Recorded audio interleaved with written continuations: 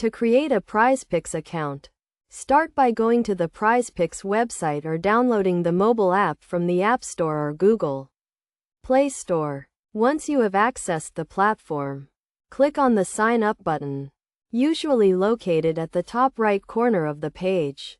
You will be prompted to enter your email address, choose a password, and provide some basic information such as your name and date of birth. Make sure to use a valid email address as you will need to verify it later. Next, you will need to provide some additional information, including your address and phone number.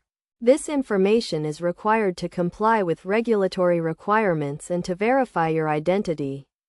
After filling out the registration form, click on the Create Account button to proceed. You will then receive a verification email sent to the email address you provided earlier. Open the email and click on the verification link to activate your account. Once your account is verified, you can log in and start exploring the platform. You will need to make a deposit to start playing, and you can do this by clicking on the deposit button and following the instructions.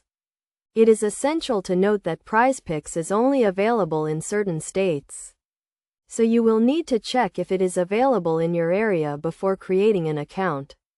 Additionally, you must be at least 18 years old to create an account, and you will need to provide proof of age and identity to comply with regulatory requirements.